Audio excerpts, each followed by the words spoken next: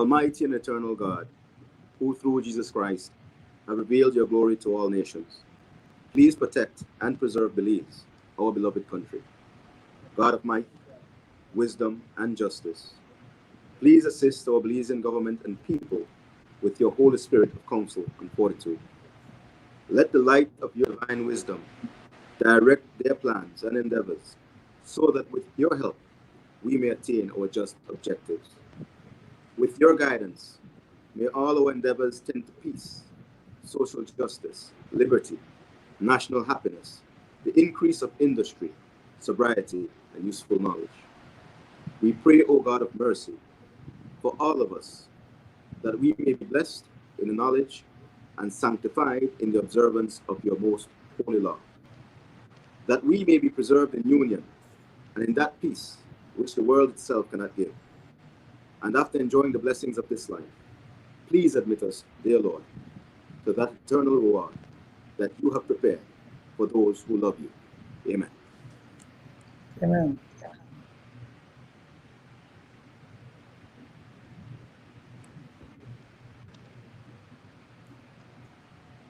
Good night. Once again, welcome to the Belmopan Town Hall, the continuation of the great conversation for development of our constituency, Belmopan, and Greater Belize. Tonight, I have a special guest coming all the way from the 7th District, known to us as the Diaspora. He's not there by virtue of a voluntary reason, but he's in exile, really, being kept out of Belize by virtue of the advent of the pandemic called the Corona or COVID-19. Lennox Lam, son of the soil, student of life, graduate of the highest institution of learning in the Bolivarian Republic of Venezuela, Belizean through and through. Tonight we are going to discuss as the main topic, education, solutions for the Belmopan school system in the advent of COVID-19. However, our conversation tonight is not going to be limited to that topic, but we will also touch on other pertinent issues impacting our country at this time, including the past convention of the ruling regime and the pending opening of the PGIA and what it portends for us here in Belize. So once again, I welcome you, my loyal viewers, the audience. I welcome you to share the show and to participate. Field your questions, as I am going to try my best to be as candid as possible and answer your questions as you put them through to myself and my guest, Mr. Lennox Lam, who will also do his best to be candid in his answers to you. Good night, Lennox. How are you doing? Good night, Arturo. I am doing very, very well. And thank you for this privilege to be a part of the show.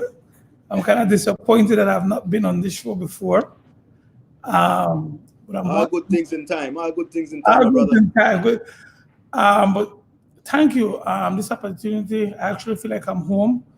Sad enough, I've been stuck out here now, going a little over 3 months. And at the rate we're going, I don't know if I'll be able to be home on the 15th. But let's see what happens. I guess when we go deeper into the show, we can talk about that and then on the decisive manner in which we're dealing with getting home Belizeans. No? Right. Thank you very much. And hello to all the viewers and people of the wonderful capital of Belmopan. Well, as you know, Lennox, they say that all politics is local. And the topic that has been chosen for tonight was chosen with that in mind, that in truth, charity begins at home. Belmopan being my hometown and the place where I seek to serve,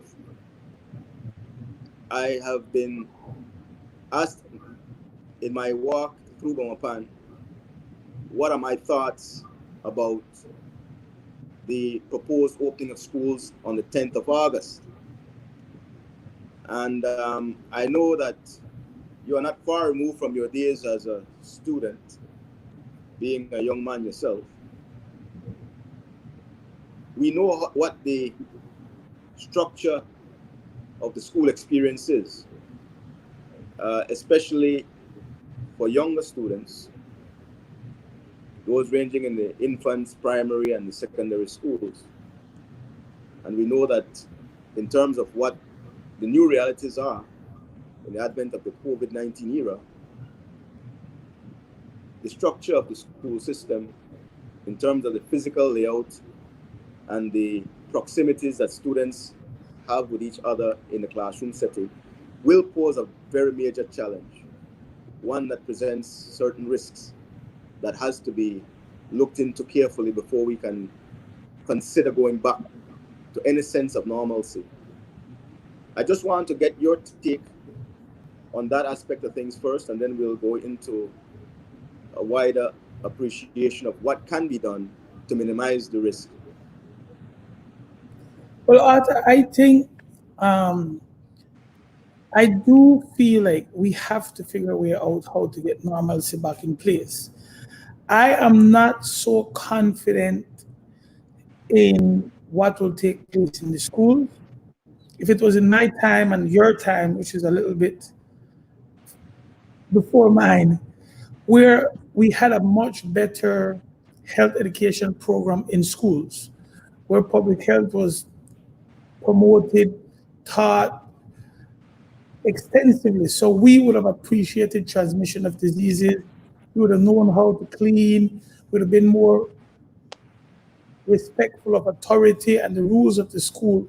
Um, with the breakdown of the educational system in Belize and the discipline structure that was in our institutions, it will pose a major problem for teachers to one, get the kids to listen, and two, to get the kids to appreciate why they need to do what they needed to do.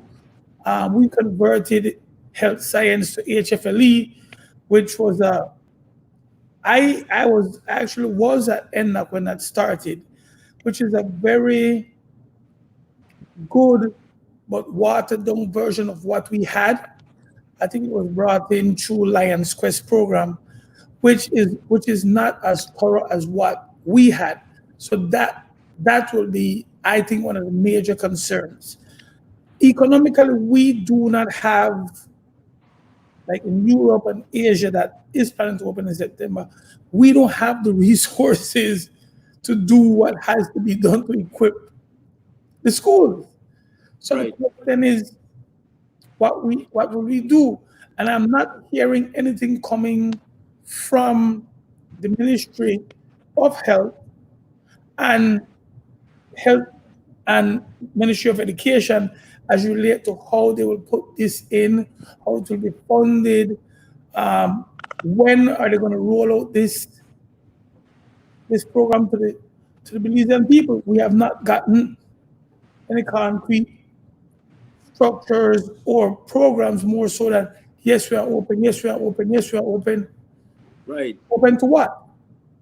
Well, this is the thing, Lennox. One of the things that I have heard is that they are proposing to have a shift system put in place where certain classes and groups of students will come in the morning, others will come in the afternoon. But what is not being contemplated is what that's going to require on the part of parents to accommodate that kind of shift. But outside of that, you know, in terms of Belmopan itself, Belmopan has a particular challenge because we have 5 communities, Belmopan proper being at the center where most of the schools are located. But on the periphery of Belmopan proper, we have the San Martin area, we have the Salvapan, we have Mayamopan, we have Las Flores, we have Rivera. And the composition of those peripheral communities, we have a number of Central American citizens there. Now, our Central American citizens who have naturalized and are Belizeans still have families in Guatemala, Honduras, El Salvador. And many of our people are going back and forth trying to stretch the little bit of monies that they have. And we cannot blame them for trying to do so. But we have to also be realistic about the situation where border jumping is a reality. So I don't know how much the shift system is going to work when we have the likelihood of students who will be exposed to persons coming in or out of the country. Because listen, here's the reality. Almost every day, marijuana is being busted in Belize. And we know that Belizeans are not planting marijuana. The marijuana is coming from across the border.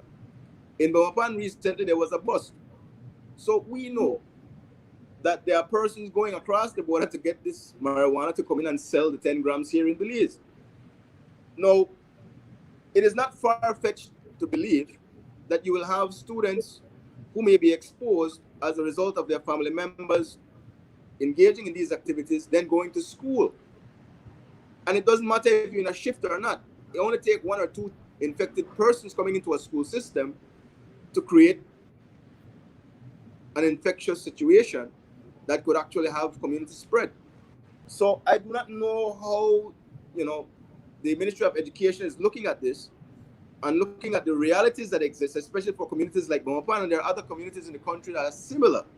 But Belmopan presents this as a unique situation because the city is pretty much surrounded by its peripheral areas. And because of the composition of those peripheral areas, there's this challenge which presents a real and present danger. No, you're right. You're totally right as it relates to that. Those porous borders have always been a problem. And sometimes I wonder if keeping it porous does not help us economically, why the government has not made any serious moves into putting a better border system in place. But outside of that, Arthur, your community, a lot of your kids are busting from their communities. If we're talking about that shift system, then we're talking about we have to double that cost on the educational system or on parents. Have they looked into that? Have they talked to yourself or other community leaders on how that will be done outside of the health aspect of what these supposedly or people who will become high risk transmitters because of the way they live? Have anybody spoken to you guys or talking to the schools, or have we had meetings with the PTA to tell them, okay, this is the plan, this is what is happening? No, there's been no such meeting, no such consultation has taken place. And I believe, again, you see, there's been certain pressure on the authorities to reopen the country. And those pressures are purely economic, being forced down by persons with financial interests, as opposed to having the overall welfare and well-being of the country as a whole in mind. As a result of that, if you would notice, after the announcement that the schools would open on the 10th of August, there was almost an immediate transition into a convention, and now there's a transition into an election. So it's as if the opening of the schools has been put on the back burner. Nobody's really looking at that anymore. But we cannot take our eyes off the ball, because we are talking about young people who are vulnerable, who would be vulnerable, and who really and truly look to us to safeguard their interests. Well, here's the deal, Lennox.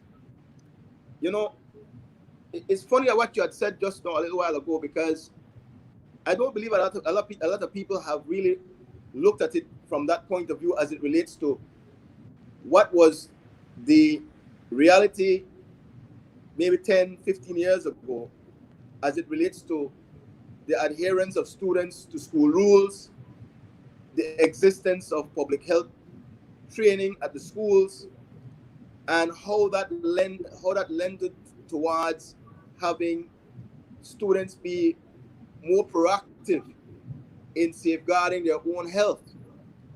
With the breakdown of discipline and the absence of those programs, the students today are less equipped. Just Society is imagine, like equipped. just imagine, you know, that we are expecting 6-year-old children, 12-year-old children during a recess or break time to maintain social distancing, to maintain a mask on their face at all times while interacting with each other. Is that really realistic? Is that really realistic? Especially when they have been away from school for so long and they're just now going to be in a position to meet their friends again. Is it realistic to expect that they will adhere to these cumbersome rules?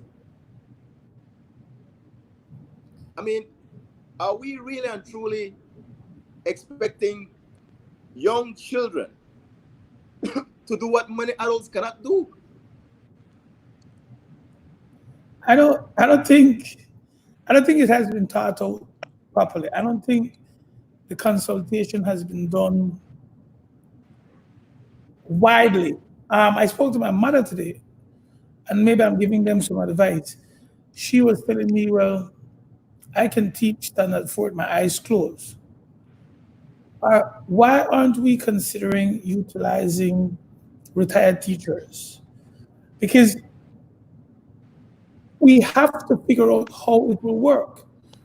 We don't have the monies to send home kids half day. Who will be paying these babysitters? Who will be ensuring that these kids are home? Who will be watching these kids while the parents are working and they're home half day? All those things have to be put in place because fighting, pushing to get the schools open, but opening up the society to increase sexual abuse. So all these kids are home. The spreading of the diseases, early drug use. We can't have these kids out there like that. It's just not culturally what we know in Belize. You can't. It's very easy to see, and this is one of the danger with living in this information era, whereby we grab this from the U.S., we grab that from Mexico, we grab because information is there, but we're not putting it into the Belizean demographics and how it ties in, how it works. Look at your community in Belmopan, where majority of your Latin American communities are mixed household. So you have multi-generational groups living within the household.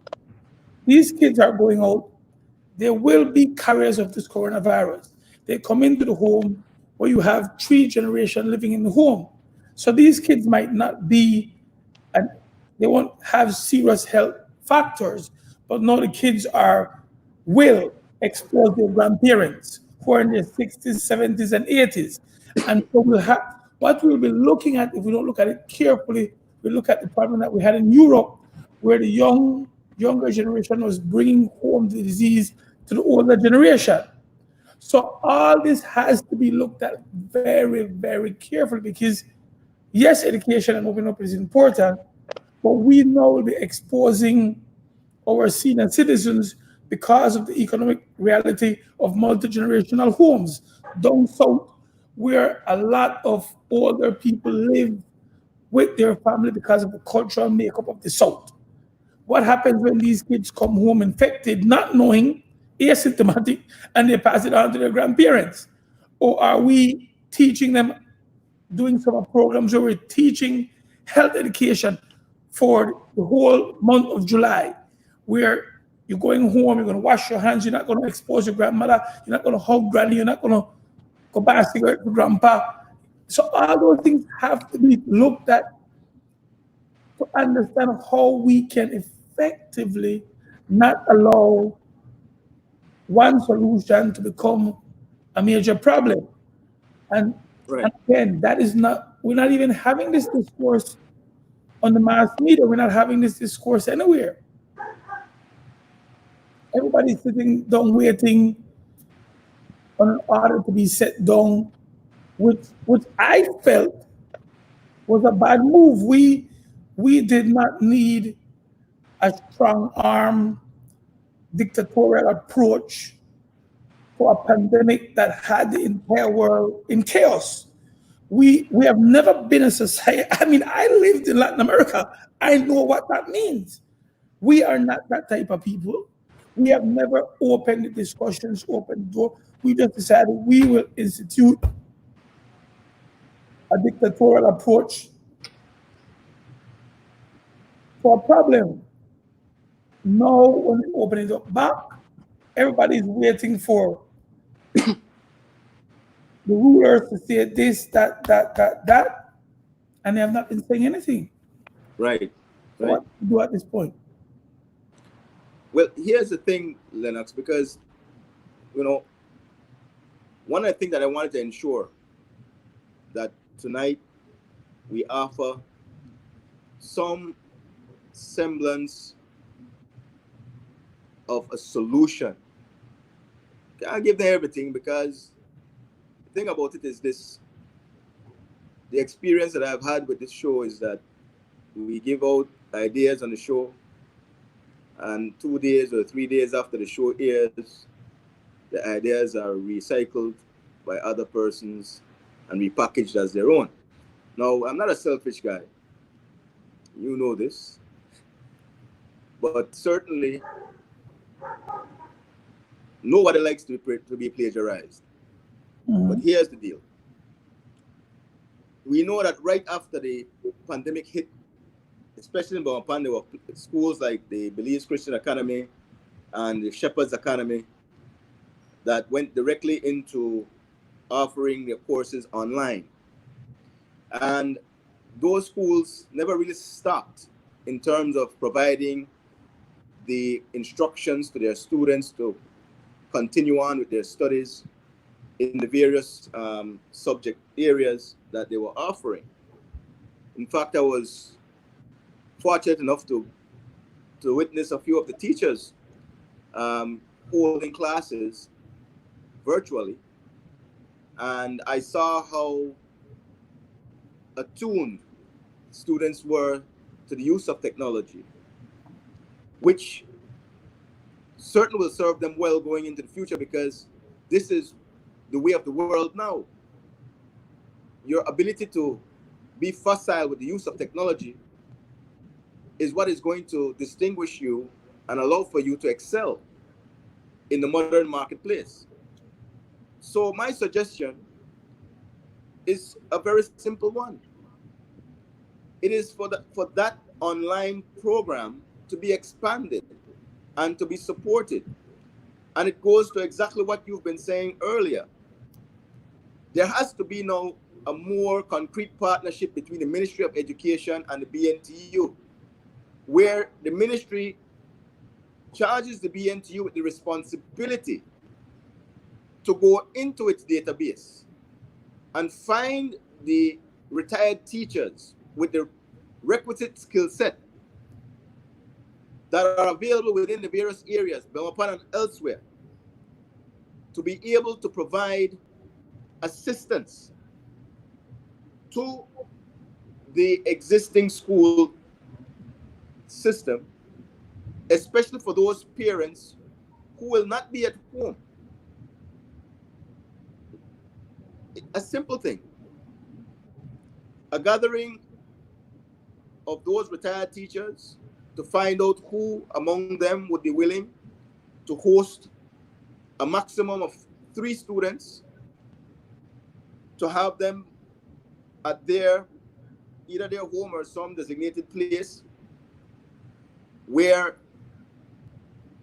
they can be supervised during the time of the class instructions being given, so that students are not at home or elsewhere, not believing to be receiving instruction, but doing their own thing. Because you know that's something that will happen. If parents don't have the wherewithal to supervise their children, there has to be some mechanism to ensure that the education is being imparted, that the lessons are being imparted. And this is where your retired teachers could be of assistance. Now, the first thing that will be said, well, where is the government going to get the money from to pay these people? Well, here's the deal, Lennox. This is where now the village comes in to raise the child. We don't need to be reaching into government coffers to pull money. As I explained, there has to be a real partnership between the Ministry of Education and the BNTU, and there also has to be a partnership between the Ministry, the BNTU, and the private sector. Whereas now, these people, our retired teachers, are living on fixed incomes. And at this point, we know that the pension for these retired teachers and retirees across the board is in jeopardy because of the economic condition of the country. So what could be done is a simple thing. Create a program that will allow for these retired teachers to be given benefits in relation to their property taxes and benefits in relation to discounts at their local supermarkets and places where they go to buy, so that if you are not in a position to give them hard currency, they're in a position to benefit from whatever they have being stretched further within the community, so that they can actually do what you're asking them to do without feeling it as a burden, but having some incentive at the end of it.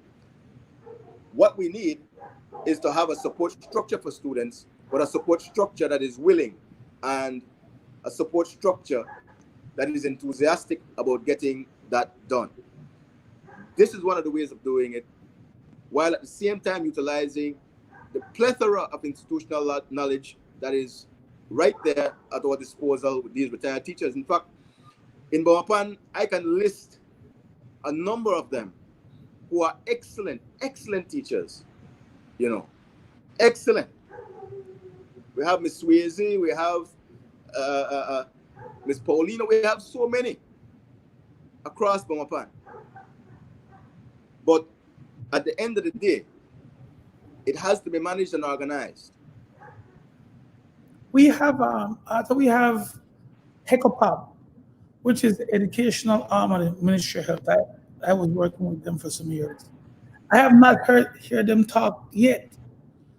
They need to be out there. They are equipped. The institutions are there. Are we properly utilizing the institutions? I don't think so. And again, it's because, and I'm not, you see, we cannot glass over what the issue is. Once you create a strong-arm dictatorial approach to anything, then the society puts the buck in your hands. That should have never been the approach. What you're asking for, Arthur, is a collective approach from all Belizeans to engage and to be a part. Yeah. Well, you're not going to get me to engage if you're coming at me from that position. That is not Belizean, it's un-Belizean, and we are so quickly guilty, pay to be the boss. So I hear what you're asking for, but maybe what we should be asking for is a step back to the approach of the Belizean people on this issue. Yeah. So that we can now get the engagement of the different units where people say, okay, it's a serious economic problem. How can we address this as a community, as a district, as a village, as a country? And we all come in. But once political leaders come with that force, you better be prepared to come with the money to pay for it. They're not going to move. So it's for the people in charge to step back and speak. Where are the Michael Pitts? Where are Mr. Ben? Where are the Christinas? I can name the people who have the expertise. Go after the older teachers. Go after the community leaders and have them engaged. None of us have the answer to this pandemic. It's brand new. Why are we behaving like we know what to do? No, we know how to play with the laws, and we know how to lay down the order. We know to call the police, we know to call the military, but that is the extent of what they can do. And that is why we're at this position. You cannot close the door on information when you don't have it. Right. Open up, get the community involved, get the country involved, get the discussion experts. Talk to the experts. Who is the expert on corona? Who is? Who is the expert? We have none.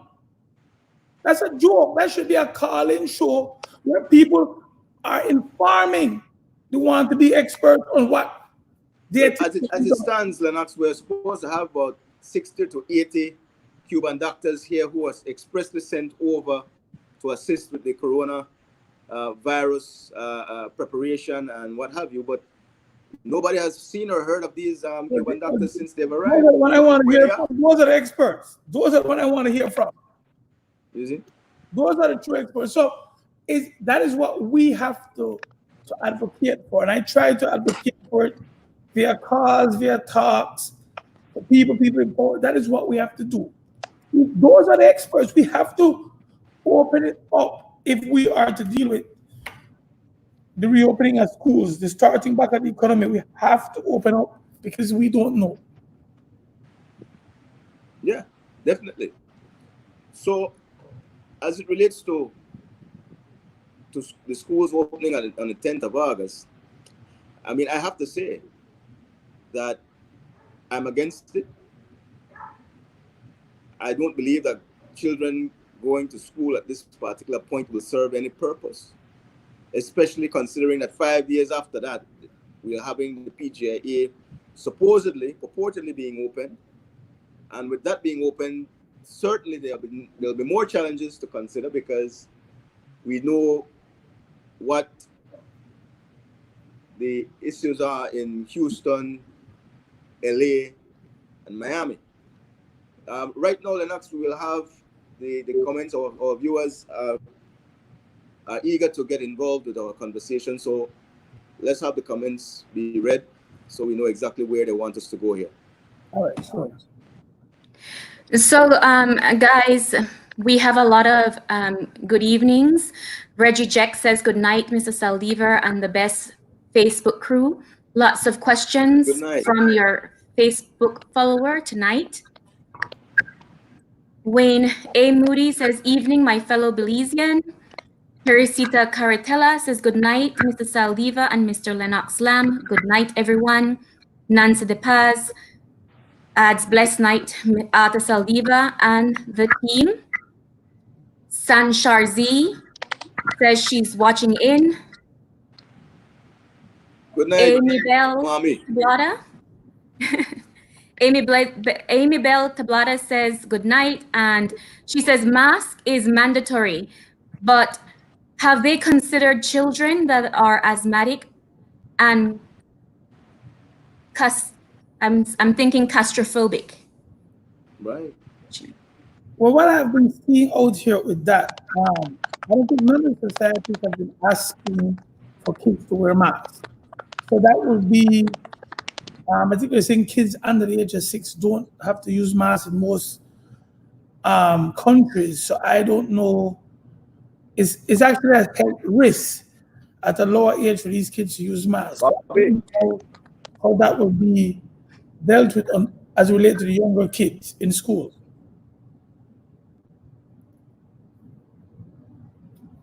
Okay, so Eliza Riera says hello, Lennox.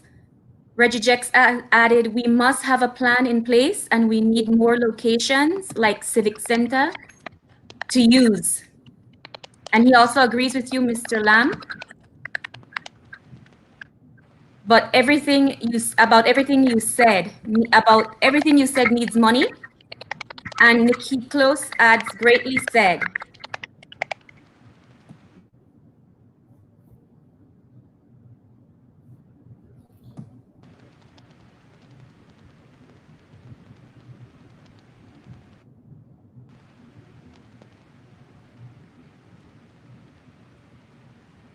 Hello. That's it. Are we here? Yes, we're here. Go ahead, guys. Yeah, too. So what will happen?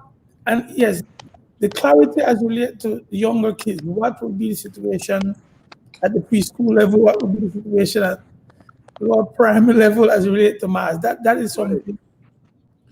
No, What I think we have to, go ahead. we are putting our young population at unnecessary risk. Well, what we're doing with them actually is introducing them to other bacteria and other viruses outside of corona that the mask can transmit. And I think in the beginning, that was one of the things all one health professionals were talking about. Because remember, in the beginning, all health professionals had issue with the mask using. So that is something that we will have to definitely look at and hear from the public health people. What are the other risks we have to be aware of now with the mask? I mean, we keep your hand out your face, not touch your face. Something. These are things we learned from our early days with cholera and different bacteria, worms. And so, where are we? Our schoolyards are sand, dusty. I mean, we will have to deal with other issues with these kids out there playing and utilizing masks and touching their face. Yeah, definitely. You know, and I don't think there have been much forward planning in that regard to anticipate what the complications would be going forward. And the expectation to have young children maintain the discipline to have masks on all the time is unrealistic. You know, totally unrealistic. Not only that, the mask will get dirty. Now I understand they want you to have at least 4 masks or something to that effect, to change them regularly. I don't know if that will work. You know, after the first couple of days, the mask will be lost. But it's going to be quite an expensive exercise. But what I believe is going to be short-lived, because we've been very fortunate that we haven't had as many cases as our neighbors. But the minute things open up, I don't see us maintaining this low level of infection rate. So what you are thinking, Art, and I understand, and that's why I can't put that because I want to go home. We're closing on the airport. I think their rationale is we do not have the virus here. So we can open up and we can continue, because I know St. Vincent and some other Caribbean islands who was not affected hugely because of their geographical location and not having tourists coming in, were able to maintain it. So that is their rationale. But we have extremely porous borders. right, We are not an island. we're not an island. We are not an island. So our reality poses some bigger problems. And that is something they have to be very mindful of when opening up your position. And I mean, it's responsible of you. I would not do it But not only that, politically. Lennox, we have to face facts. I agree. Our bureaucracy is not as disciplined as the bureaucracy in those other countries. For example, Barbados. I mean, I happened to see the Prime Minister of Barbados on English television recently, inviting persons from England to come and spend a year in Barbados during this COVID-19 period. Now, that may work for Barbados because of the kind of public service they have in Barbados and the kind of disciplined healthcare system that they have. But in Belize, man, listen to me. When your #1 referral hospital, okay, is leaking whenever it rains, and you have more rats inside the hospital than you have at Lychee restaurant, you can't be doing that.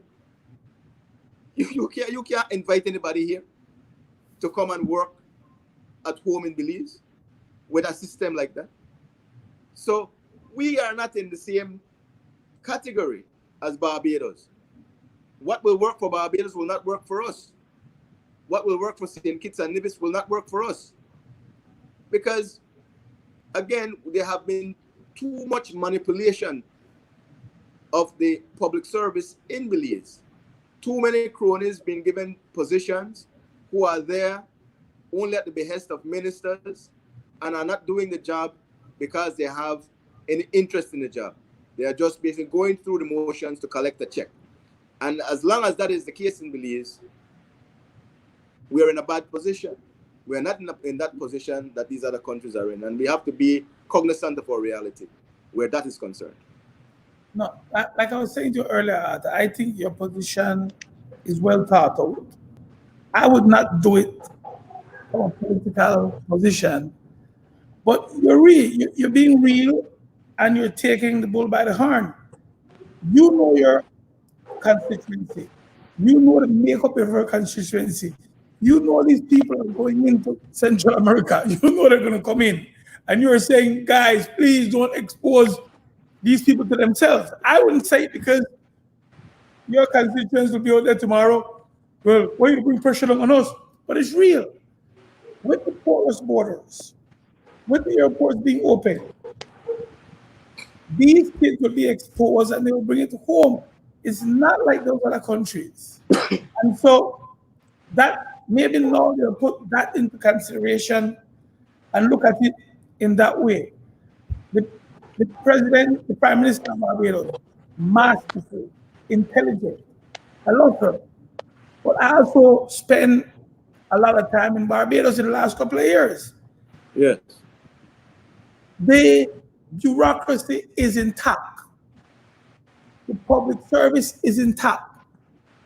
So they can do that. What you said is a discussion that nobody wants to have. And PUP, I always say, my good friend Joe, my uncle Hubert, both ex-ministers of the public service, did not pay good attention to ensure that that service was not tampered with. It's totally mashed up. If you talk to any of the head of departments, they will tell you the problem they have with political appointees. And political appointees that did not use the gift of being granted the privilege like once was to work in the public service and do what they have to do to ensure that the service is intact. No, they do nothing. So they don't even understand what has to be done, how it should be done, and why it should be done. So, and that is one of the major issues we have with rolling out any program like what the Prime Minister from Barbados is trying to do. That is why we have a problem rolling out any program as related to the educational system. We have people But not only that, Linux, this is one of the reasons why it's so easy for the IMF to suggest to Belize at every turn to downsize the public service, because they have been able to make that assessment on their own, that a lot of what is there is unnecessary because it's what the politicians have put there, not because they are doing a job, but because they are actually trying to pad and pander to the electorate in their divisions. Now, the sad thing about that is, many times when the axe does fall, it falls on the innocent, on those who are there actually doing the job, not on the ones who are politically appointed. And that is where we are having a problem, and that has basically impacted and basically totally undermined and undercut the public service in Belize for many years. I mean, we remember the massacre that happened the Christmas Eve of 1995 or whatever it was. Now, in that particular time, there were husband and wives being sent home. Now we are having the same situation, looking to visit us now at a time that we can least afford it. There is definitely the need to bring back the integrity of the public service. But bringing back the integrity of the public service will not happen when we have politicians who are totally engulfed in this spoil system where they are where they are seeing their political futures as tied into their ability to give people who are not qualified jobs. It will not work that way. I don't want to use an external. I would not call giving it jobs to people who are not qualified. What I'm saying is what has happened is you want your political leaders to create an environment of growth, create a country, a community where investment takes place, where business takes place, where ingenuity takes place. So, for example, Arta Saldiva does not have the ability or the formal educational ability to work at the government department, but he is an extremely good businessman. Create an environment whereby Arthur can employ himself and employ 5 people. But because we refuse to do that, we give Arthur a job at the Treasury Department. No interest, no real ability, but we have to create something for him. No, what our leaders have to understand, the public service drives the country. Leave that for the people who have interest in that. Create the environment in the society where businesses can grow, ingenuity can flourish, and then you will see what that creates. You're not doing anything to the Belizean society by employing 10,000 people in the public service. You're actually training the country by doing that. But how do we get them to understand? Just create the environment. In most cases, we don't want a job. We want an environment whereby we can earn, produce, and do. Government is not designed for that. Most of our leaders don't have the mental capacity to even fathom that thing. Just let business flourish. Let ingenuity flourish. Leave people alone. Give them a healthy environment to work in Arthur. And that is what both political parties have done over the years. It's a masking of their inefficiency. This Well, again, it's mainly because, Lennox, the sad truth of the thing is that the political parties are more concerned about control than economic growth and development. And we know that the public service is not a productive sector. It's not the productive sector. They don't generate wealth. They don't create wealth. The public service is more akin to the skeletal system. It is the backbone that holds the nation up. But the muscle of the nation has to be the private sector, those who go there and create the wealth. That's where, that's where your economy can flex. When your entrepreneurs are in the enabling environment to be able to take the risk necessary to employ and expand business through innovation and production. Next, we have our viewers who we must, again, allow to participate because this is their show, not really mine. I'm just facilitating the show, but it's our wonderful viewers who direct us. So we go to our comments. Okay, guys. So Reggie Jack says, wow, or who will supply, the masks? Government or parents? They want the parents to do so, Reggie.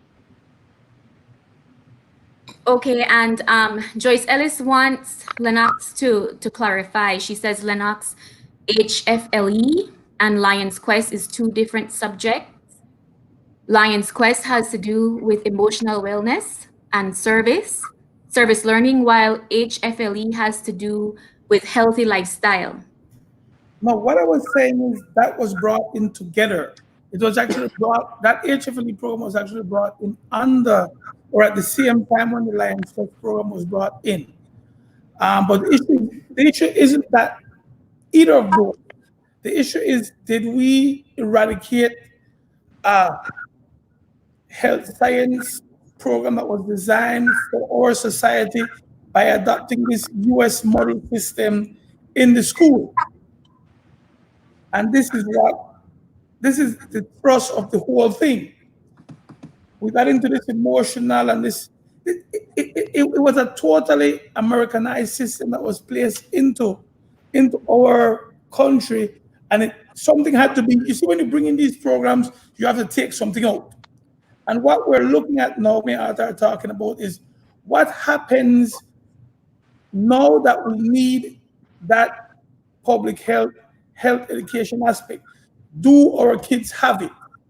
That's the thought that we were trying to figure. So if she can help us with telling us if that program has filled that void.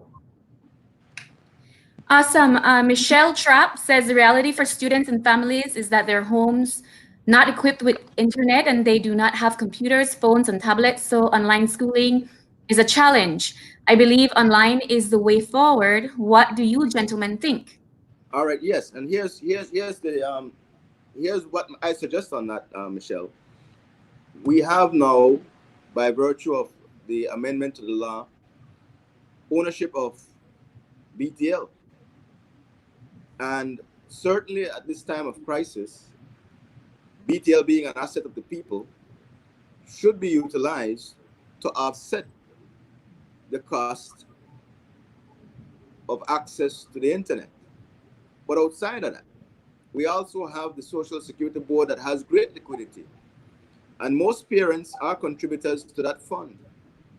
The Social Security Board should be engaged in seeking to acquire tablets for schools. The number of classrooms, the number of children at schools are a finite sum. There's no difficulty in determining how many tablets would be needed.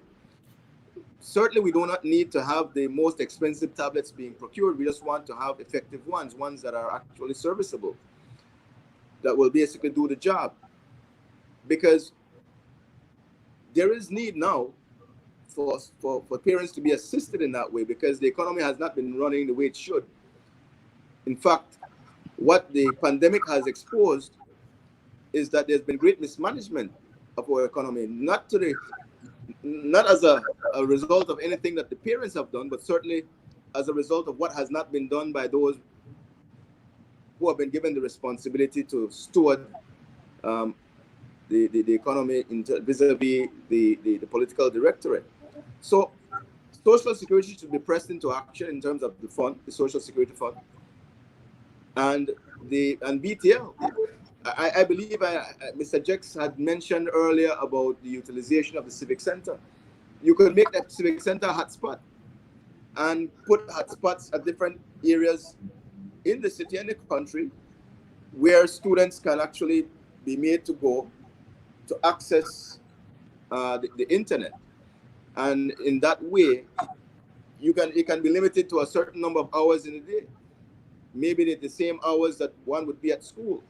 So it wouldn't be a carte blanche thing that the internet would be available 24 hours, but simply during the times when instructions are given and maybe a few hours after, so that research can be done. Arthur, they can just simply use the public library. You know, there are public libraries all over the country. Yes, but what we are also looking at is that we do not want to have crowding and overcrowding. It has to be something that is placed at various areas so that we can keep the crowd small, the number of persons small, because that is the key to maintaining health at this particular point. I think you're a very progressive guy, but I like to look at why we're here, because we don't want to repeat it. 2003, Belize was on the verge of providing internet and computers for every child in Belize. Now we are 2019 wondering what we will do. Yeah. Who destroyed that concept? Who did not? We had a change of government. It was 2008, not 2003, 2008. 2008, sorry. Why wasn't that program rolled out? Why did we go from internet in schools to national school book, textbook program. We have to understand, we have to start analyzing why we got here, who put us here, so that when we move by force, we don't have the same thinking people retarding the system. So that is something we have to revisit. We're here now because somebody insisted that in 2008, we did not have every child with a computer. This would not have been a bridge to be crossed at this time. Exactly. Or we should not do an audit of our political system and why we are so backward. Again, as I said, Lennox, before, the overriding focus of our politicians is about control, not about development. And certainly in 2008, when that program was advanced, and I believe that Niche was charged with the responsibility to procure the tablets, it came close to the election period, and as soon as elections were over, the program died a natural death. It was shelved, much the same way as the 13th senator was shelved even after the election, and voters going to the polls to vote for the 13th senator. That was also put on the back burner. But So guys, certainly, we do have a few more comments. So go ahead, Arthur, and when you're done, we'll get into them. yes, certainly the tablets for all students was basically killed and buried with the advent of the new administration, which happens to be the present administration coming in. So just to close off with what Ms. Trapp asked, she continues to say perhaps GOB need to invest in programs that will equip homes and students for online classes. And that's in line with what you guys were talking about. Yes, definitely. Theo Neondoli Meet says, hello, brother-in-law. Don't know which one of you guys this person is talking to.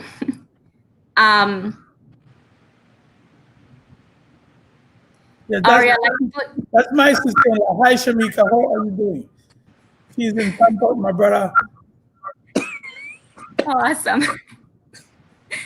Our Aria Lightfoot adds, Belize has never been developed for a first world Belize in mind.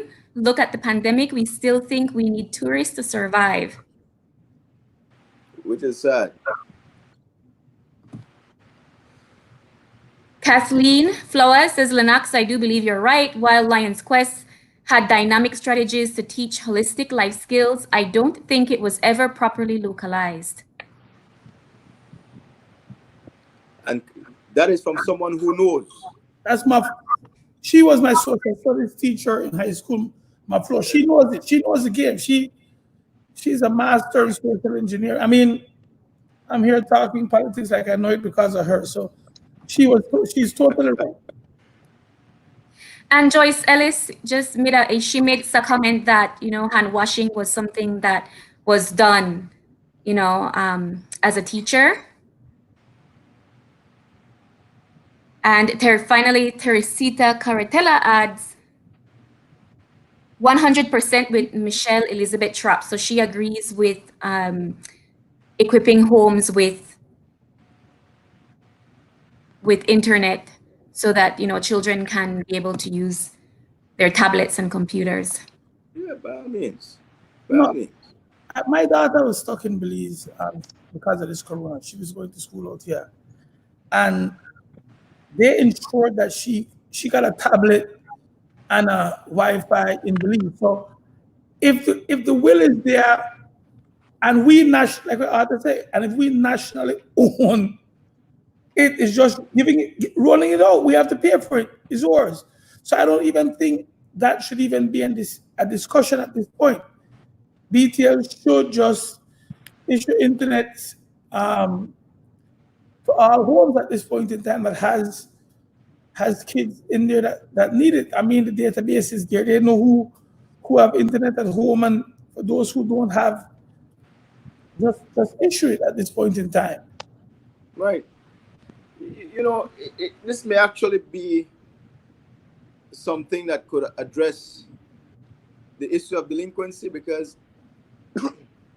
if you were to basically expand access to the internet to the homes of persons with school-going children or children of school-going age, you may actually find that they participate more, that they would actually want to be a part of the learning process, because the learning process would be more familiar to them, and it would basically be in an environment more conducive to them being comfortable while learning, as opposed to having children, especially from disenfranchised and challenged economic backgrounds, going into the school setting where they're intimidated as a result of not having the things that they really need, while there are other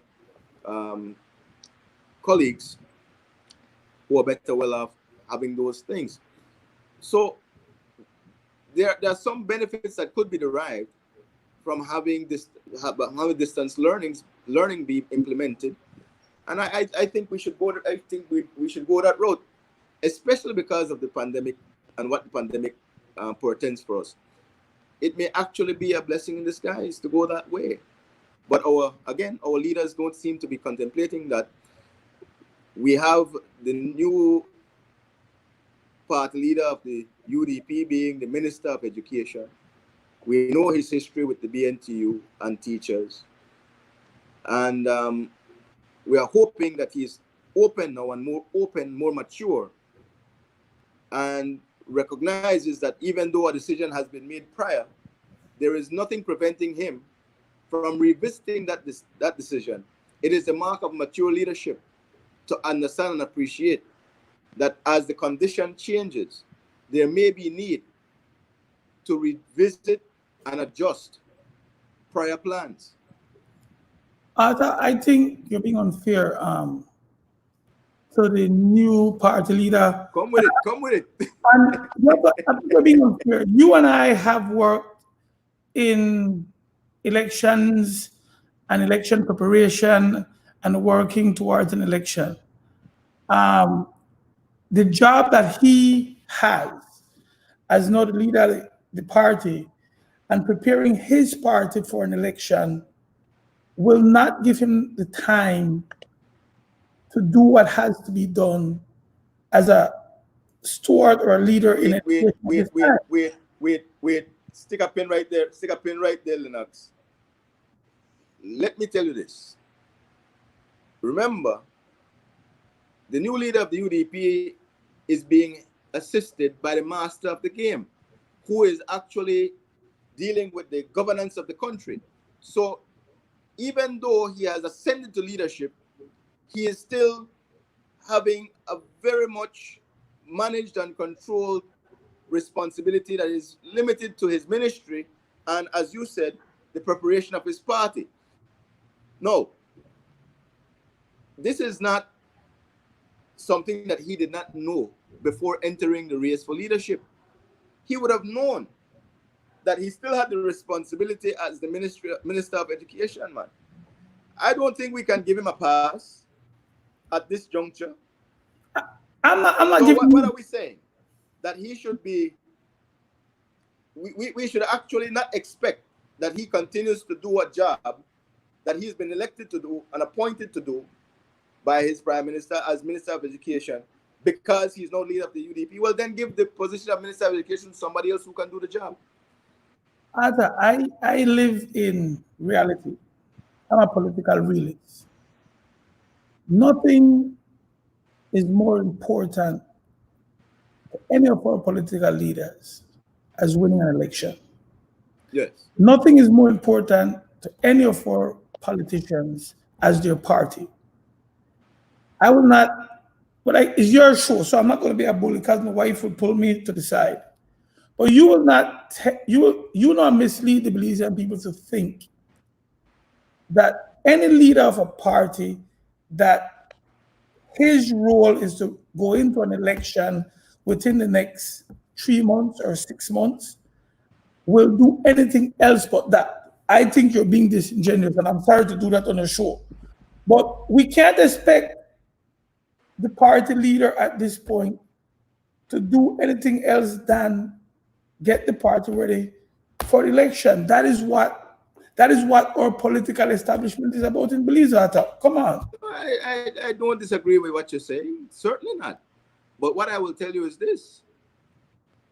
A part of him getting his party ready is also predicated upon his ability to rebrand himself and mend the wounds that he has created between himself and the BNTU, one of the most organized unions in the country, and one that he has had a very intimate relationship, tumultuous, I might add, but intimate at the same time.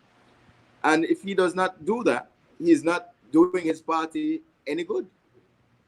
So Well, he has to address education as a part of his responsibility to make his party election ready. If he doesn't do that, Lennox. No, I think the situation that we have been saying most at night, is that it has to be a community approach. It has to be a collective approach. But it has to be done with leadership, Lennox. And where is the leadership going to come from? Done from the ministry that is charged with that responsibility. Well, the ministry will have to do it, but we can't expect the party leader to do it. Election, you know what happened? He is still the minister, Lennox. He is still the minister, Lennox. I'm not so quick to give him a pass on that responsibility. I'm not giving a pass. We have people out there who are listening, who want to understand how the game works. And me and you know how it works. This is wartime. Nothing else is nothing. Let's pivot a little bit to that convention, because there are certain things coming out of that convention that I think we need to discuss. Because here is it, yes, that this man needs to do what he can to prepare his party for another election run. That is certainly as a result of that. That's a mandatory thing, nothing that he has any discretion over. But here's the deal: what that convention showed me is that he is very weak.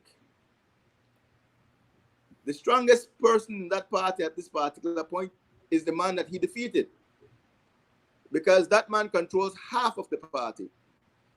It actually took the assistance of Ashcroft and Barrow to bring Faber over the top.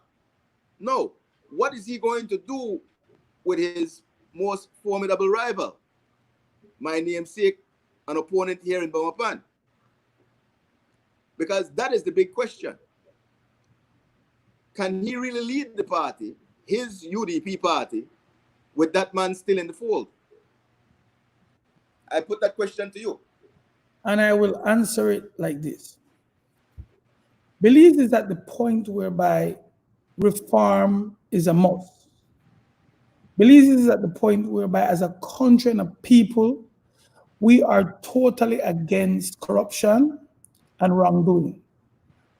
Belize is at the point where we want... Stick up in. Stick up in. Yes. Hold on. Stick up in. 267 delegates of the UDP have totally rejected that position, Lennox. Have they not? Well, this is the point I was going to. I'm not as I don't know a top scholar like you. I just hang around the school. What I'm saying to you, the results of that election was very frightening to me. And my buddy Lisa, my amigo, de Venezuela, we worked on it. And what was frightening is that we looked very carefully at the circumstances around both candidates. And if the information is true, if the allegations are true of the things that they say one of the candidates are responsible for or involved with, and to see your representatives, chairmen, senators, party officials. You see, the delegate is the upper echelon of the party structure. If we're saying that 50% of the delegates of a mass party, is saying that we do not view reform as an issue. We do not view corruption as an issue. We do not view money laundering as an issue. The results of that election is nothing else but frightening as a Belizean of where our mass party thinking is. It's totally disconnected from the Belizean people and what they want. It's totally disconnected from what the world is moving towards. That is what is frightening about that election. Simply put, it's a manifestation of moral bankruptcy. No, it's not. It's a legitimizing of that position, which is scary. And sad enough, we have to look at where we are going as a country after seeing that results. We also need to see how the People United Party will table their manifesto and what will be the things that they will be asking us to put the stamp of approval from in voting for them. Because this is scary that anybody would be, in this day and age, you do not stand beside anything that represents any of those stuff. So that is the result of the election that, to me, is the most alarming thing. The numbers and everything else means nothing to me. And this is the thing. I mean, that's the bottom line. The thing about it is that what it goes to show, Lennox, is that the power of the dollar, or the lure of easy money, for too many, replaces their principles and values, or the principles and values that we believe they should have, especially for those who should be thinking. Because now, these people, these delegates, as you've rightly put, these are supposed to be the persons who have the greatest capacity to think within the political machinery. Now, if they think on that level, if it's okay for them to make that kind of decision, an expedient one that would see an unscrupulous, corrupt, and morally bankrupt person ascend to leadership, then what is that saying about those who really and truly don't have enough to make ends meet?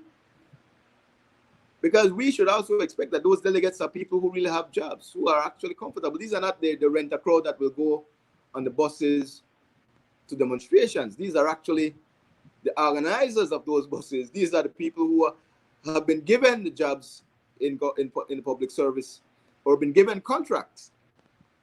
These are those people who are pretty much comfortable.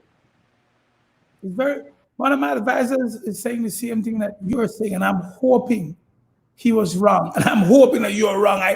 I'm hoping there is something else that we don't know, why the numbers came out the way they came out. I'm hoping it wasn't for the might. Here's the reality.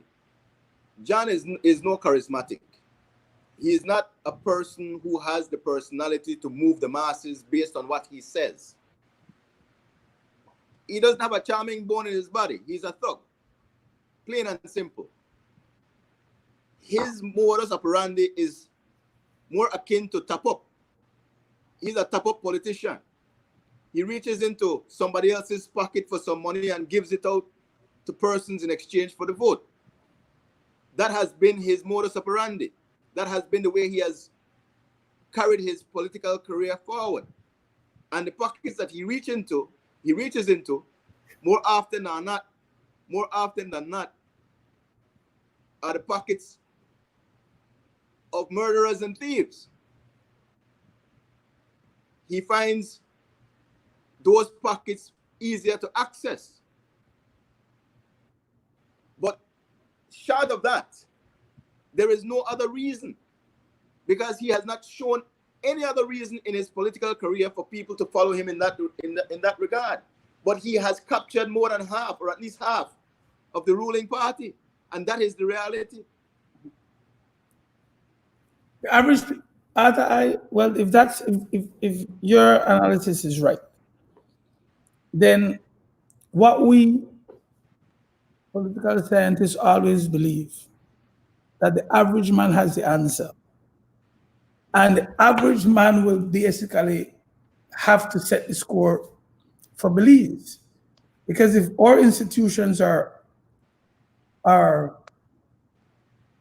doing this, then the average man will have to level it. There's what you're saying to me. There's no way out. I'm saying to you. No, that's not what I'm saying. What? That's not what I'm saying. No, as it relates to the institutions, because what I'm saying to you, Arthur, delegates of political parties are the thrust, the heart, the brain, the mission makers of the party. And if that is what, if that is how they are processing where the party goes or how the party should go, it becomes very, very, very frightening for the direction of that party.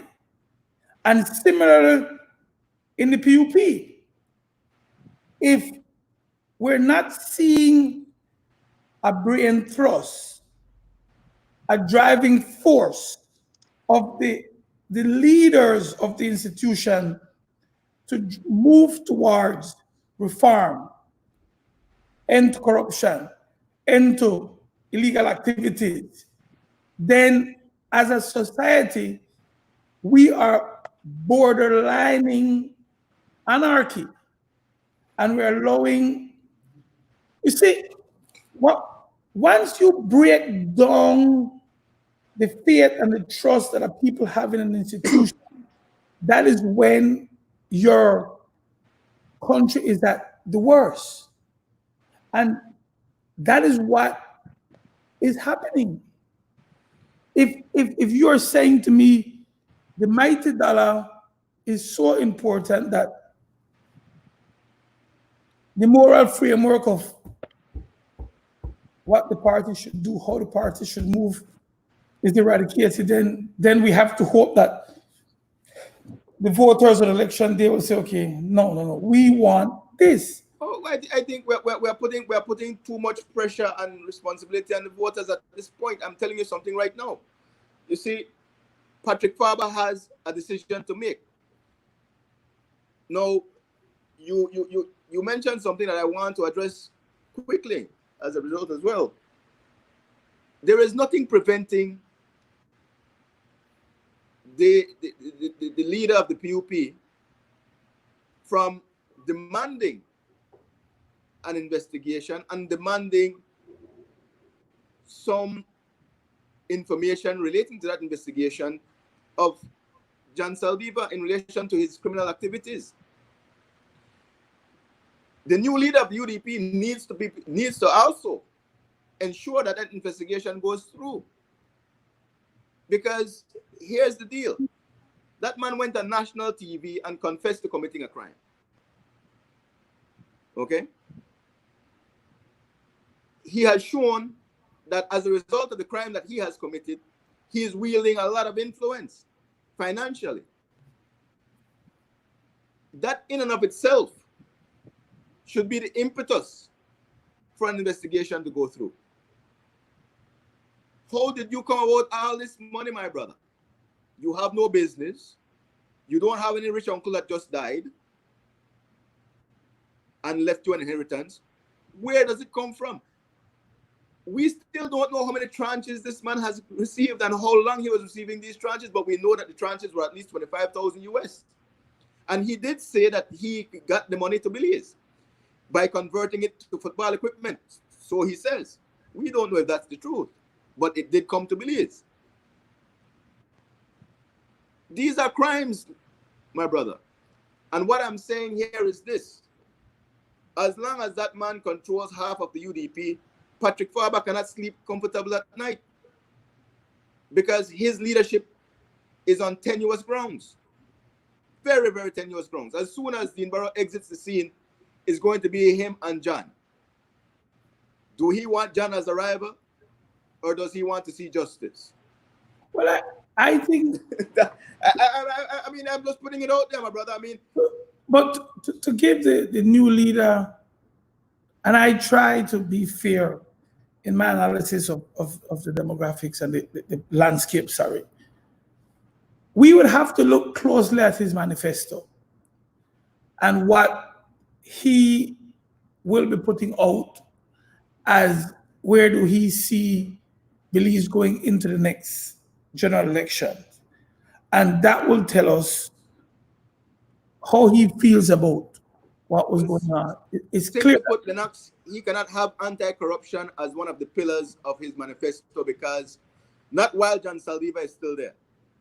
He cannot tell the Belizean public that he's against corruption while the man that challenged him at that convention still is within his party.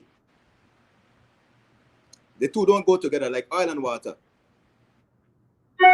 It's a frightening thing to do. It's frightening if the world is changing in front of our eyes to a more transparent, clean mission, and you're saying to me that Belize is still at the point whereby we cannot make bold stands against corruption, then we have a huge job in front of us. Lennox, it's not me saying so. The evidence has been put before us. It's right there. It came as a result of the man running in the convention and as a result of the results of the convention. I mean, this man only lost that convention by 19 votes, 19 votes. The man has been involved with a person who is now in jail for murder. He's been involved with a man now in jail for laundering money and organizing a pedophile ring. He has been involved. Man, this man has more criminal associations than Don Corleone. I mean, really and truly. We might have to start to change the man's nickname from the Big Deal to the Godfather. Being on the okay, guys, let's take a look at what some of the comments have to say regarding your discussion. Aria Lightfoot answers and gives some insights to what you guys are talking about. And she says, the delegate list is stacked with hardcore supporters and family members. No one can measure the Belizean temp by 570 people. Can I address that quickly? That's why I said, I don't know how it's done, but mass parties delegates, you see, the party structure is a party structure for a reason. Now, if any of the mass parties has broken up what that means, it's hard for anybody to understand what they're doing but what we know the role of delegates are and who delegates are is what that is. So it's good to know that's better to appreciate what went down. It makes it a little more palatable. Well, it doesn't explain it all, Lennox, because John doesn't have 267 family members as delegates. So no. I mean, we can understand of the 10 votes that Sedi got, that might be a family mainly, but certainly in terms of John's case, we are talking about multiple divisions, multiple units of the party, where delegates are coming from, giving him that support. Not just family. He may have had some family in Belmopan, and even his delegate list from Belmopan did not have that many in terms of family members, but other persons from the Belmopan City Council who were delegates, and some of his usual entourage who were the delegates, but not the majority of family members. So that argument does not hold sway for the 267 votes that John got at that convention. It may hold sway for Sedi Elrington's votes that he got, but not for John. And that's why I'm saying that this man has been able, through his corrupt acts, to capture half of the UDP, almost half, with all the revelations that have come out. If Dean Barrow did not assist Patrick Farber, he would not have made it. Am I not right in that assessment, Lennox? Well, I don't know the delegate list. You might be privy to more information, but it makes a lot. That is what my knowledge of how party politics work and how delegates are selected. And because it wasn't only delegates, you had a representative who had votes, you had standard bearers who had votes, you had mayors who had votes, you had senators who had votes, you had so those people, it's a secret ballot, so we really don't know. Frightening. I know the comment behind me. It's frightening. Yeah. I'm hoping and praying what I said is totally true. That my leaders are not thinking like that. All I'm saying is that this is almost Shakespearean, no? Right? Uneasy lies the head that wears the crown. I do not see Farber sleeping good at night, as long as John is around. Ms. Maria, you have some more questions.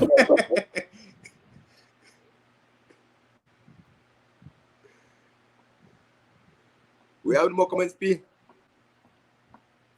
Kathleen Flowers says, I'm with Lennox on this one. The legitimization of corruption was put up front and center in flagrant display with those results. Yes. Ms. Kathleen, as far as me, I don't know if we could take that. Repeat that? I said, Ms. Kathleen biased to me. I don't know if we should. Man, you already said she's a teacher, man. I don't know. You can't win a battle. Okay, Michelle Elizabeth Trapp adds, look, guys, my view is that the leadership convention showed that the UDP, half of the UDP, is supportive of corruption, given it was held after the whole Lev Derman fiasco. My point exactly, Michelle. 100% with you. Arthur Williams says, bless up, Arthur Saldiva. You are a giant. And Reggie Jex adds, open schools after election if he, I'm assuming Patrick Farber, cannot handle both his roles. Exactly. Well, then actually, it has been a wonderful evening with you, having this discussion on the town hall. We have, they said time flies when we're having fun. Well, we had fun tonight. Certainly, I believe our viewers enjoyed the discussion, as have I. I thank you for joining me tonight, my brother. I look forward to another discourse with you at a future date. Well, thank you for having me. I'm very happy. I felt like I was actually home. That I get to engage and talk a little bit of politics and understand what's taking place. So I'm glad. Anytime, just invite me. I hope none of my comments were taken out of context, and I am put on some list that I can. We have a mature and open-minded viewership, my brother. We don't take we don't take skin wrong, yeah. What about your viewers? The ones that don't comment, and I get to the list and I get the airport. I have a car to go get me because I still appreciate the wonderful way our democracy works and our system in Belize. So I hope I don't offend anybody, but I hope that we can do this again before the 15th. If not, anytime, give me a call and I can come in and share my thoughts and views, no? Pleasure will be ours, my brother. Look forward to it. All right. And I would like to say good night to all the viewers who tuned in to the town hall tonight. I hope that you have gathered a bit more information than you've had before you came on, before you tuned in.